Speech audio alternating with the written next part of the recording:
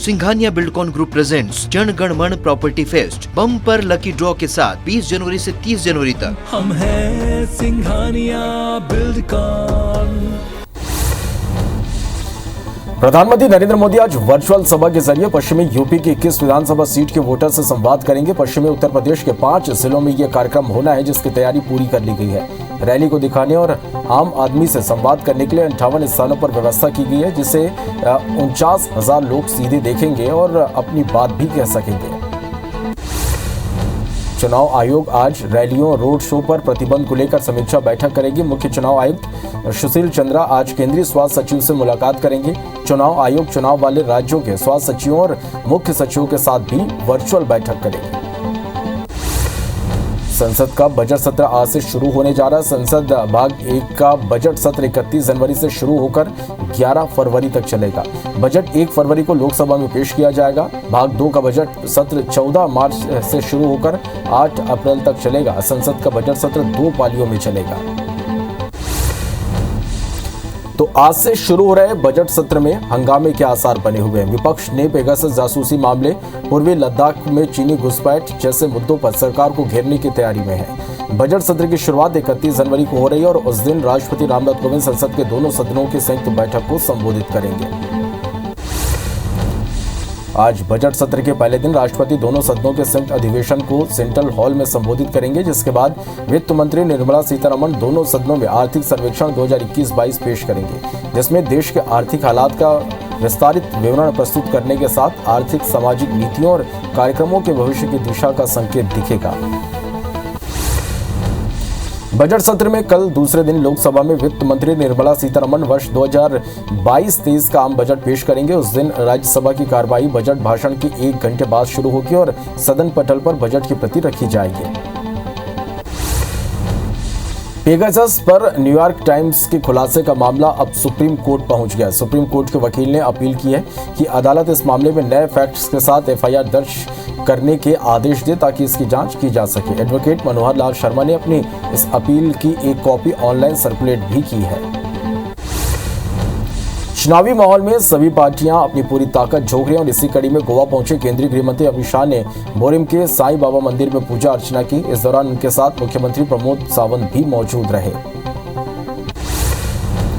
मणिपुर विधानसभा चुनाव के लिए बीजेपी ने 60 उम्मीदवारों के नाम का ऐलान कर दिया है। बीजेपी ने 4 अंतर्राष्ट्रीय खिलाड़ियों को भी टिकट दिया है। मुख्यमंत्री एन बीरेन सिंह हिंगांग विधानसभा सीट से चुनाव लड़ेंगे। मणिपुर के उम्मीदवारों के नामों की घोषणा करते हुए बीजेपी ने कहा कि मणिपुर में हमारी पार्टी में कोई विवाद नहीं है, हम 2/3 बहुमत के साथ सरकार बनाएंगे। उत्तर प्रदेश के सियासी हलचल में इन दिनों बड़े अजीबोगरीब बयान देखने को मिल रहे हैं। बुलंदशहर में जनता को संबोधित करते हुए मुख्यमंत्री योगी आदित्यनाथ ने कहा कि तीसरी वेव के दौरान एक नया वेरिएंट ओमिक्रॉन देखने को मिला। लोग आशंकित थे कि क्या होगा। हमने कहा कि हमारी सरकार ने केवल पेशेवर गुंडों और माफियाओं को ठीक करती है, बल्कि कोरोना को भी ठीक कर देगी। भारतीय जनता पार्टी के दिग्गज नेता इन दिनों पश्चिमी यूपी में प्रचार में जुटे हैं और इसी कड़ी में हाथरस की जनता के बीच बीजेपी अध्यक्ष जेपी नड्डा वोट मांगने पहुंचे। जेपी नड्डा ने कहा कि मोदी जी ने करोड़ों मुस्लिम बहनों को 3 तलाक के दंश से आजाद कराया। अब हम संसद में इस पर कानून बना रहे थे, तब सपा आंसू बहा रहे थे। उत्तर प्रदेश के कानपुर के घंटाघर से टाट मिल चौराहे की ओर जा रही एक बस दुर्घटनाग्रस्त हो गई। पूर्वी कानपुर के डीसीपी प्रमोद कुमार ने बताया कि हादसे में 6 लोगों की मौत हुई है। सूचना पर पुलिस मौके पर पहुंचकर घायलों को इलाज के लिए मामला दर्ज कर बस चालक की तलाश शुरू कर दी है। 35 साल के स्पेनिश टेनिस खिलाड़ी ने राफेल नडाल के 13 साल बाद अपना दूसरा ऑस्ट्रेलियन ओपन खिताब जीतकर इतिहास रच दिया। उन्होंने फाइनल में 25 साल के रूसी स्टार डेनियल मेदवेदेव को 5 सेट से हरा दिया और इसी के साथ वह 21वां ग्रैंड स्लैम खिताब जीतने वाले पहले टेनिस प्लेयर बन गए। देश में कोरोना के मामले अब घटने लगे हैं। देश में 24 घंटे के अंदर कोरोना के 2,09,000 नए मामले सामने आए। इस दौरान 2,62,000 मरीज ठीक हुए। वहीं पिछले 24 घंटे में 959 मरीजों की मौत हुई। अब देश में कोरोना के कुल एक्टिव केस की संख्या 18,31,000 के पार पहुंच गई है। देश में अब तक 166 करोड़ 2 लाख से ज्यादा लोगों को टीका लग गया है, जिसमें 94 करोड़ 17 लाख से ज्यादा लोगों को पहला डोज और 70 करोड़ 71 लाख से ज्यादा लोगों को दोनों डोज लग चुके हैं। वहीं मध्य प्रदेश में 10 करोड़ 93 लाख और छत्तीसगढ़ में 3 करोड़ 37 लाख से ज्यादा लोगों ने कोरोना की वैक्सीन लगवा ली है। मध्य प्रदेश में कोरोना संक्रमण बढ़ते जा रहा है। प्रदेश में 24 घंटे के अंदर कोरोना के 9,305 नए केस सामने आए, जिससे मध्य प्रदेश में एक्टिव मरीजों की संख्या 63,257 हो गई है। वहीं 24 घंटे में 9 मरीजों की मौत भी हुई, जबकि प्रदेश में 12,000 मरीज ठीक हुए हैं। छत्तीसगढ़ में कोरोना मरीजों की संख्या अब घटने लगी है। प्रदेश में 24 घंटे के अंदर कोरोना के 2,373 नए मरीजों की पहचान हुई, जिससे प्रदेश में एक्टिव मरीजों की संख्या 25,734 पर पहुंच गई है। वहीं 10 मरीजों की मौत भी हुई है। छत्तीसगढ़ में 1,744 मरीज ठीक हुए हैं। सबसे ज्यादा 374 मरीज रायपुर में मिले हैं। दुनिया भर में कोरोना के मामले बढ़ते हुए 37 करोड़ 50 लाख के पार पहुंच गए हैं। वहीं कोरोना से मौत का आंकड़ा 56,81,000 के पार हो गया। पूरी दुनिया में 29 करोड़ 63 लाख से ज्यादा मरीज कोरोना का हराकर स्वस्थ हो चुके हैं। वहीं दुनिया में एक्टिव मामले 7 करोड़ 30 लाख के पार पहुंच गए हैं।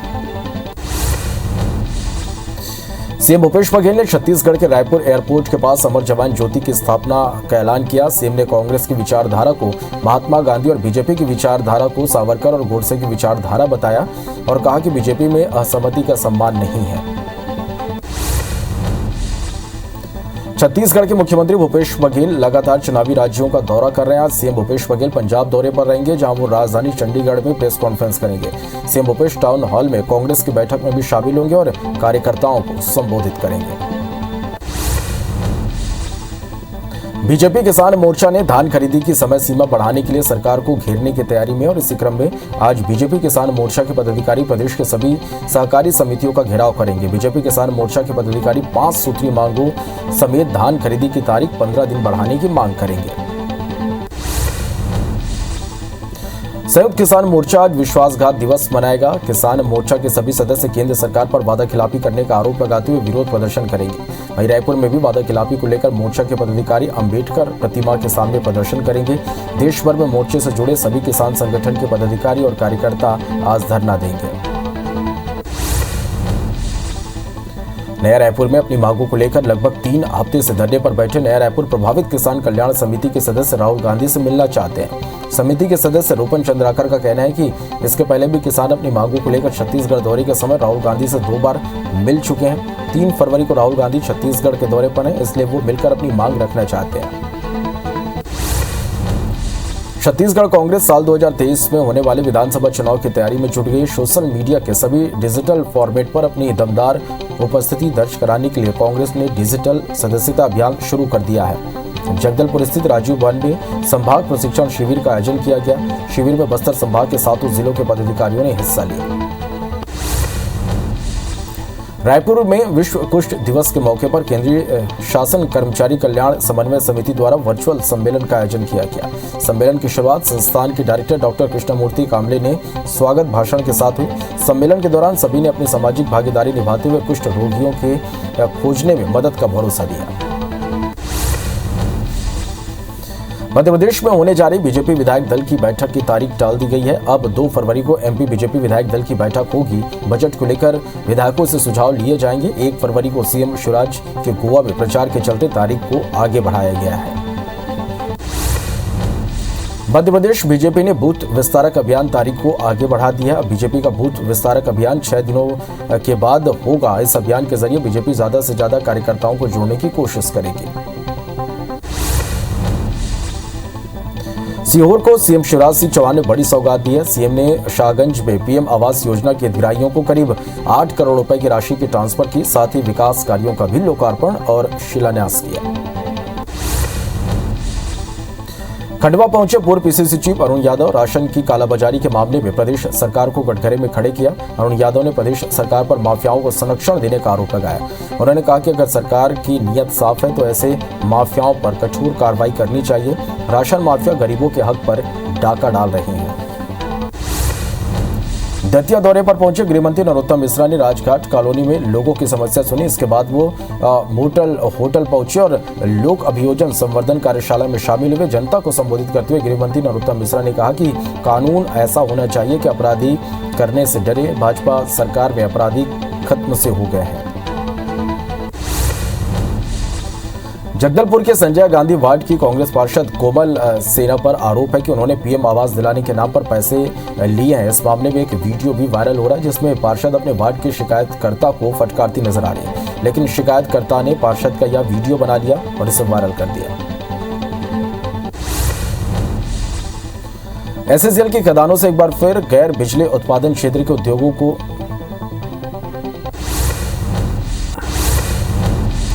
आज बजट सत्र शुरू होने से पहले संसद भवन पहुंचे प्रधानमंत्री मोदी ने सभी राजनीतिक दलों से अपील करते हुए खुले मन से चर्चा की उम्मीद जताई।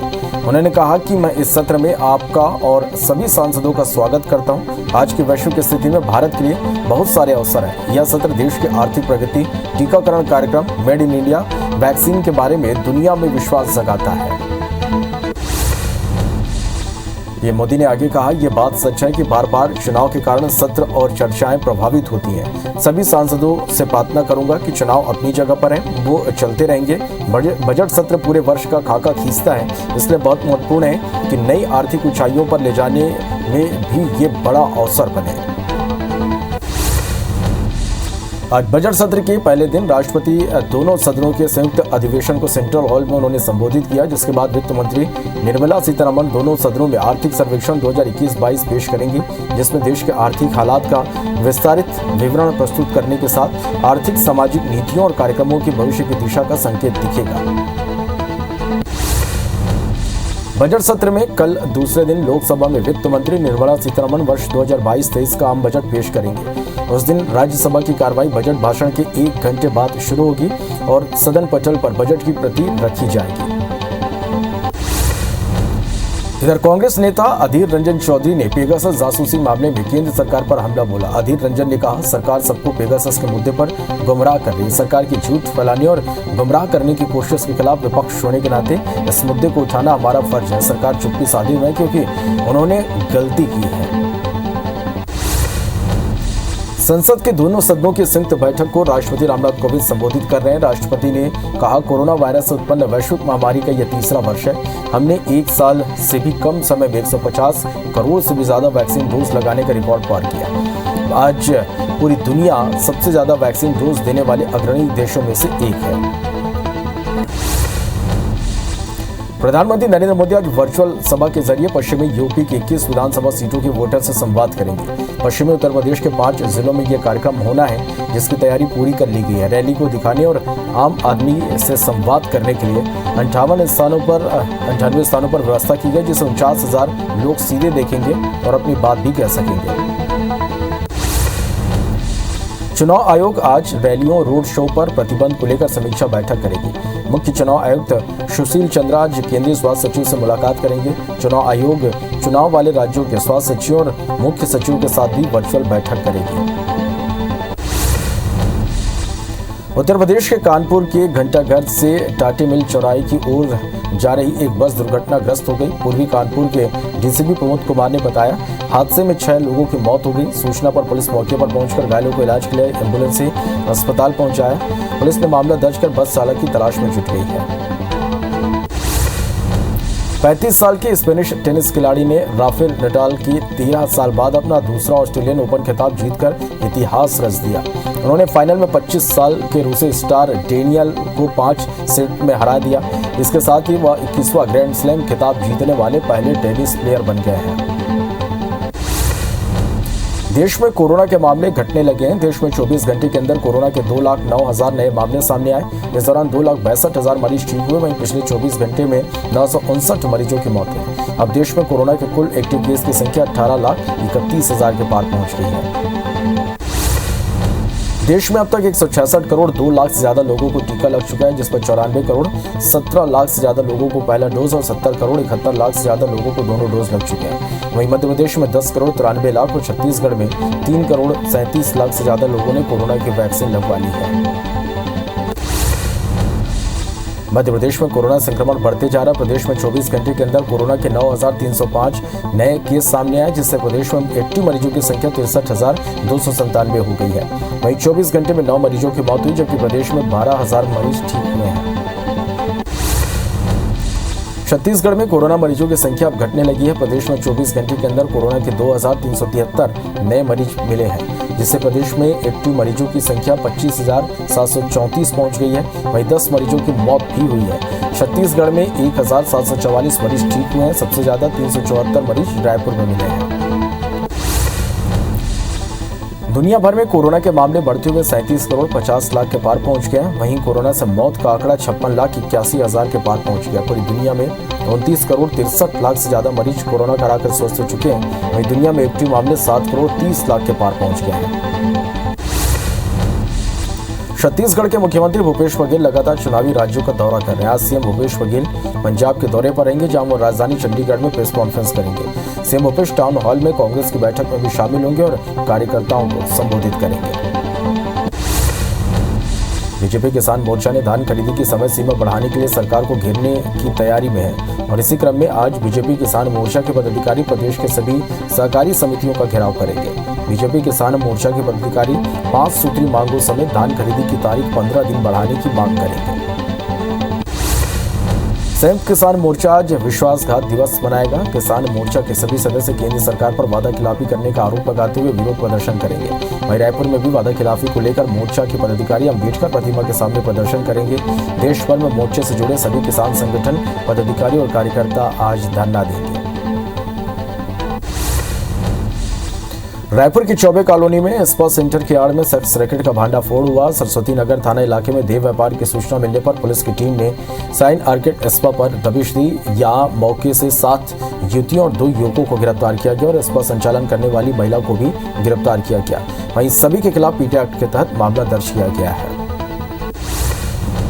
बिलासपुर में नदी में डूबने से मां बेटी की मौत हो गई। बताया जा रहा है कि रविवार को परिवार पिकनिक मनाने गया था, जहां लोफंदी घाट में नहाने के दौरान यह हादसा हो गया। वहीं स्थानीय लोगों की मदद से दोनों की लाश को बाहर निकाला गया। घटना कोनी थाना क्षेत्र की है।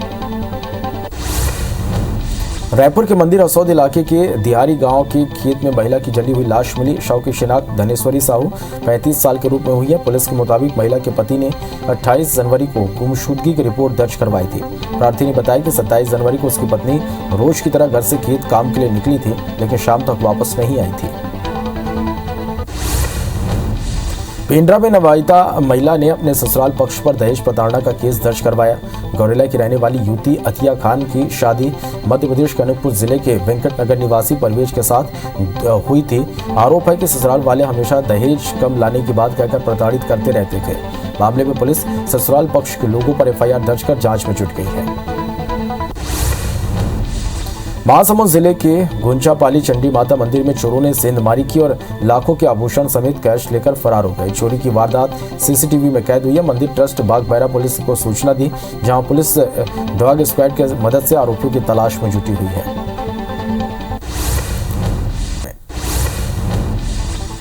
संसद के दोनों सदनों की संयुक्त बैठक को राष्ट्रपति रामनाथ कोविंद संबोधित कर रहे हैं। राष्ट्रपति ने कहा, कोरोना वायरस से उत्पन्न वैश्विक महामारी का यह तीसरा वर्ष है। हमने 1 साल से भी कम समय में 150 करोड़ से भी ज्यादा वैक्सीन डोज लगाने का रिकॉर्ड पार किया है।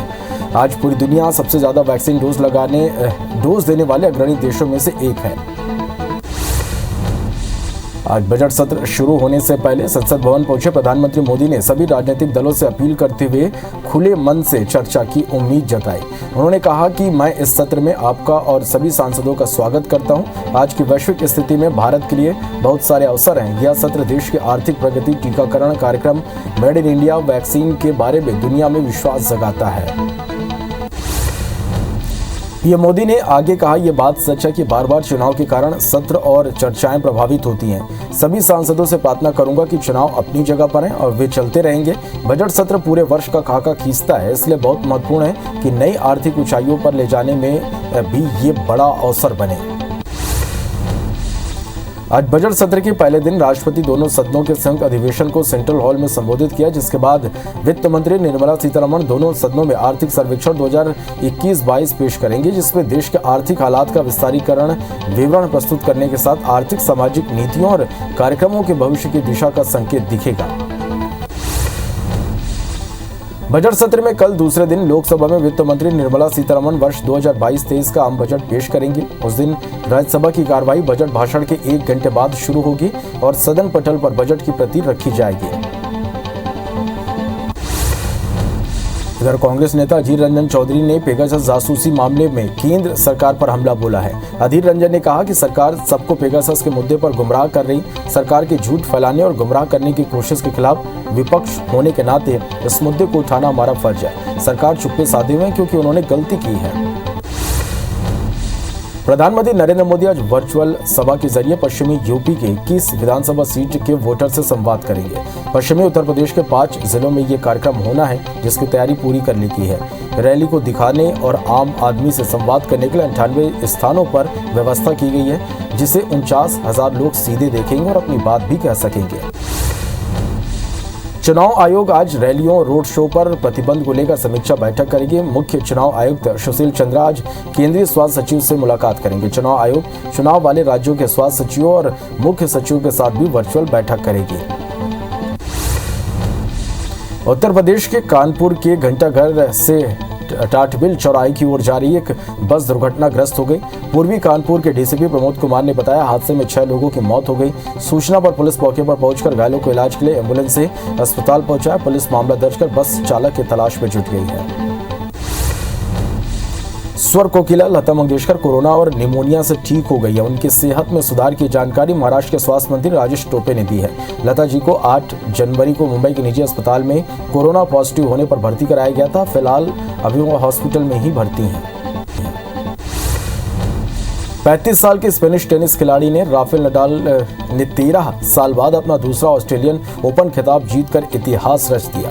उन्होंने फाइनल में 25 साल के रूसी स्टार डेनियल को 5 सेट में हराया और इसी के साथ वह 21वां ग्रैंड स्लैम खिताब जीतने वाले पहले टेनिस प्लेयर बन गए। 2 फरवरी को होने वाले अंडर 19 वर्ल्ड कप की दूसरे सेमीफाइनल में भारतीय टीम ऑस्ट्रेलिया से भिड़ेगी। मुकाबला इंटिका के कुलिस क्रिकेट ग्राउंड पर खेला जाएगा। भारत ने क्वार्टर फाइनल में बांग्लादेश को 5 विकेट से हराकर सेमीफाइनल में जगह बनाई है। रूस और यूक्रेन में सीज फायर के बाद भी तनाव जारी है। रूसी सेना जमीन के साथ समुद्र में भी यूक्रेन की घेराबंदी कर रही है। रूसी हमले के खतरे को देखते हुए यूक्रेन के आम लोगों ने अपनी मर्जी से सेना के साथ मिलकर नकली बंदूकों के जरिए किसी भी खतरे का सामना करने के लिए सैन्य अभ्यास कर रहे हैं। अमेरिका में H-1B वीजा के लिए पंजीकरण 1 मार्च से शुरू होगा, जिसकी आखिरी तारीख 18 मार्च 2022 तक है। इस अवधि के दौरान याचिकाकर्ता और प्रतिनिधि ऑनलाइन H-1B पंजीकरण का इस्तेमाल कर अपना पंजीकरण पूरा करने और जमा करने में सक्षम होंगे। यूएस ने एक प्रेस रिलीज के जरिए ये जानकारी दी है। उत्तर कोरिया ने 2017 के बाद एक सबसे ताकतवर मिसाइल का परीक्षण किया। जापान और दक्षिण कोरिया की सेनाओं ने कहा कि मिसाइल को 1242 मील ऊपर तक लॉन्च किया गया, जिसके बाद ये 497 मील की यात्रा करते हुए समुद्र में जाकर गिरी। इस टेस्ट में पता चला कि ऐसा करने से उत्तर कोरिया अमेरिका पर दबाव बनाने की कोशिश में है, ताकि उस पर लगे प्रतिबंधों को हटा दिया जाए। पाकिस्तान के प्रधानमंत्री इमरान खान 3 फरवरी को विंटर ओलंपिक्स के इनॉग्रेशन सेरेमनी के लिए चीन जा रहे हैं। वहीं पाकिस्तानी मीडिया रिपोर्ट्स के मुताबिक इमरान चीन की राष्ट्रपति शी जिनपिंग से $3 अरब का कर्ज मांगने जा रहे हैं। बता दें कि इससे पहले पाकिस्तान सऊदी अरब से बेहद सख्त शर्तों पर $3 अरब का कैश रिजर्व हासिल किए थे। भारत हिंद महासागर में दुनिया भर की नौसेनाओं को साथ लाकर सबसे बड़ा आयोजन होने जा रहा है। समुद्री ताकतों का यह आयोजन नौ सैन्य अभ्यास मिलन के तहत किया जाएगा, जो बीते 2 दशक के हर 2 साल में आयोजित हो रहा है। विशाखापट्टनम तट के पास होने वाले इस आयोजन में 5 महाद्वीपों की 46 नौसेनाओं को बुलाया गया है। अभ्यास के जरिए भारत सबको साथ लेकर चलने वाली मैत्रीपूर्ण नीति प्रदर्शित करेगा। तालिबान के नेतृत्व वाली सरकार के उच्च शिक्षा मंत्री ने जानकारी देते हुए बताया कि अफगानिस्तान के विश्वविद्यालय फरवरी से फिर खोले जाएंगे।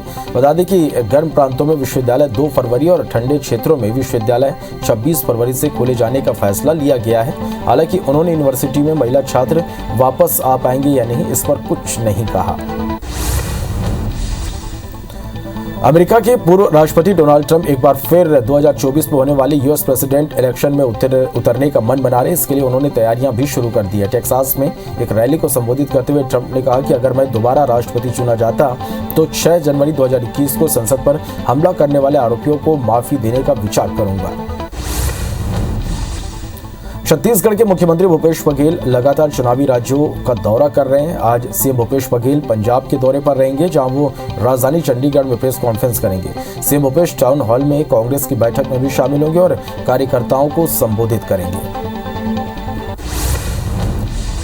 संयुक्त किसान मोर्चा आज विश्वासघात दिवस मनाएगा। किसान मोर्चा के सभी सदस्य केंद्र सरकार पर वादाखिलाफी करने का आरोप लगाते हुए विरोध प्रदर्शन करेंगे। वहीं रायपुर में भी वादाखिलाफी को लेकर मोर्चा के पदाधिकारी अंबेडकर प्रतिमा के सामने प्रदर्शन करेंगे।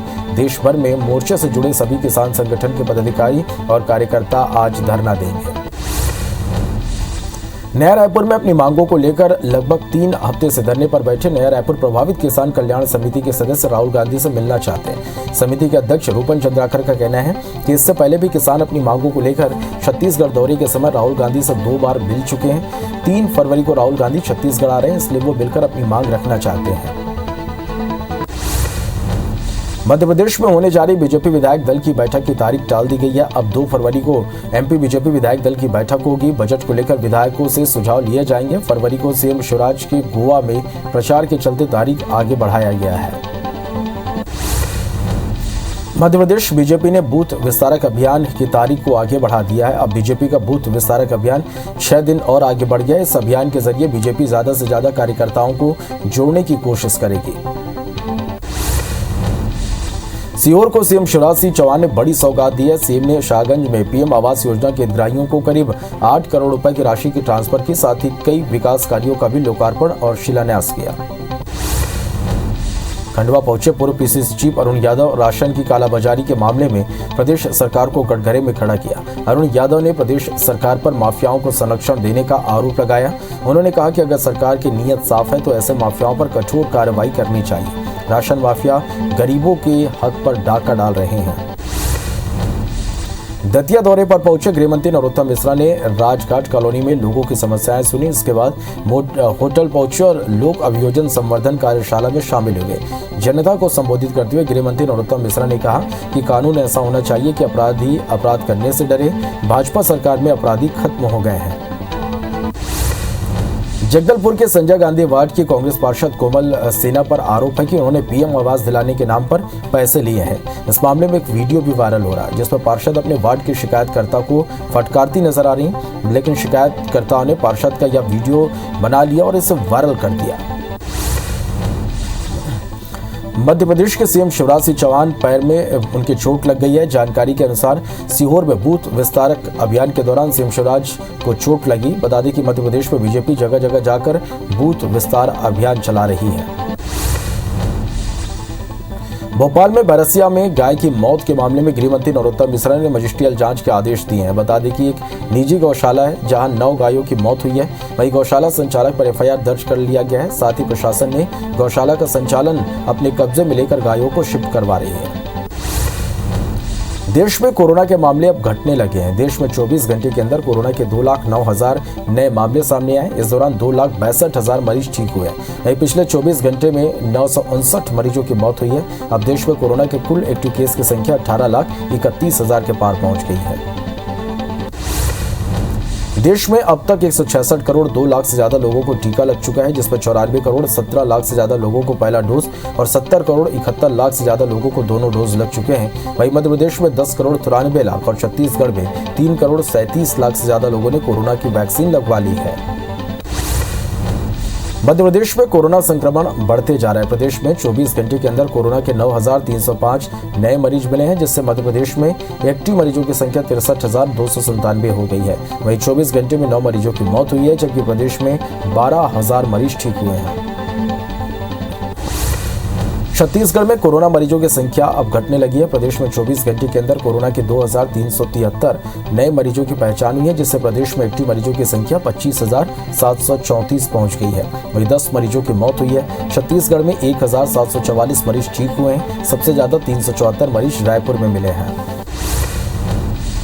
दुनिया भर में कोरोना के मामले बढ़ते हुए 37 करोड़ 50 लाख के पार पहुंच गए। वहीं कोरोना से मौत का आंकड़ा 56,81,000 के पार हो गया।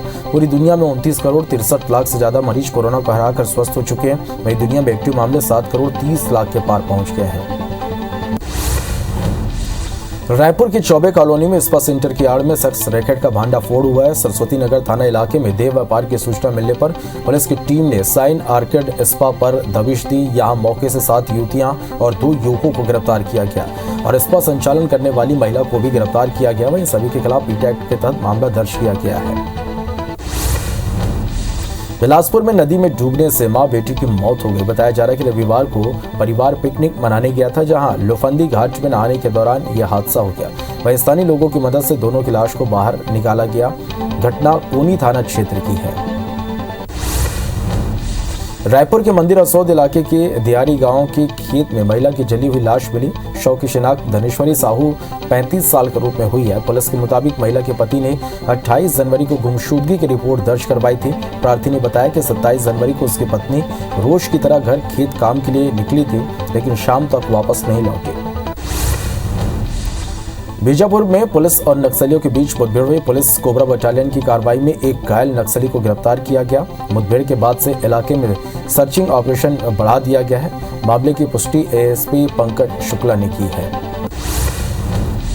सूरजपुर के तिलसरा गांव में मामूली विवाद के कारण एक युवक ने दूसरे युवक की हत्या कर दी। घटना 29 जनवरी की बताई जा रही। दरअसल मृतक प्रमोद फोन पर बात करते करते उस युवक के घर जाकर गाली गलौज करने लगा, जिससे नाराज युवक ने उस पर लाठी से हमला कर दिया। वहीं घटना के बाद पुलिस ने आरोपी को गिरफ्तार कर आगे की कार्रवाई शुरू कर दी है। कवर्धा जिले के सहसपुर लोहारा थाना पुलिस ने ठग दंपति को गिरफ्तार किया है। दोनों पति पत्नी भोले भाले लोगों को झांसे में लेकर लाखों रुपए की ठगी कर फरार हो जाते थे। वहीं पुलिस दोनों आरोपियों के कब्जे से सोने चांदी के जेवरात बरामद कर उन्हें जेल भेज दिया।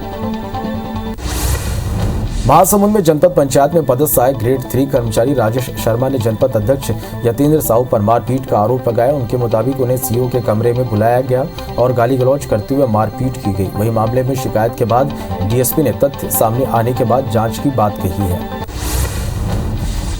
रायपुर पुलिस ने मंत्रालय में उच्च अधिकारी होने का झांसा देकर बेरोजगार युवकों से ठगी करने वाले आरोपी मुजाहिद अनवर को जशपुर से गिरफ्तार किया है। इस ठग ने जशपुर सहित सरगुजा, बलरामपुर और रायपुर में अनेक युवकों को नौकरी लगाने का झांसा देकर लाखों रुपए की ठगी की थी। जशपुर पुलिस ने भी इस बदमाश के खिलाफ 2 अन्य को गिरफ्तार किया है। पिंडरा में नवविवाहिता महिला ने अपने ससुराल पक्ष पर दहेज प्रताड़ना का केस दर्ज कराया। गौरेला की रहने वाली युवती अतिया खान की शादी मध्य प्रदेश के अनूपपुर जिले के वेंकट नगर निवासी परवेज के साथ 2 साल पहले हुई थी और आरोप है कि ससुराल वाले हमेशा दहेज कम लाने की बात कहकर प्रताड़ित करते रहते थे। मामले में पुलिस ससुराल पक्ष के लोगों पर एफआईआर दर्ज कर जांच में जुट गई है। महासमुंद जिले के गुंजापाली चंडी माता मंदिर में चोरों ने सेंधमारी की और लाखों के आभूषण समेत कैश लेकर फरार हो गए। चोरी की वारदात सीसीटीवी कैमरे में कैद हुई। मंदिर ट्रस्ट ने बागबाहरा पुलिस को सूचना दी, जहां पुलिस डॉग स्क्वाड की मदद से आरोपियों की तलाश में जुट गई है। गरियाबंद शहर के बालक शाला के पीछे बीती रात कुछ नकाबजनों ने एक घर पर धावा बोल दिया और सोने चांदी के साथ 7 लाख का सामान लेकर फरार हो गया। पुलिस डॉग स्क्वाड की मदद से संदेहियों से पूछताछ कर रही है, लेकिन अभी तक आरोपियों का कुछ पता नहीं चल पाया है। जबलपुर के शाहपुरा स्वास्थ्य केंद्र की बीएमओ जोया खान का एक वीडियो वायरल हो रहा है, जिसमें वो अपने पति इमरान खान के साथ स्वास्थ्य केंद्र में ठुमके लगाते नजर आ रहे हैं। ये वायरल वीडियो 26 जनवरी का बताया जा रहा। वीडियो के धुन से मरीज भी परेशान थे। हालांकि घटना को लेकर जिम्मेदार अधिकारी कुछ भी कहने से बच रहे हैं। एससीसीएल की खदानों से एक बार फिर गैर बिजली उत्पादन क्षेत्र के उद्योगों को दिए जाने वाले कोयले की आपूर्ति बंद कर दी गई है।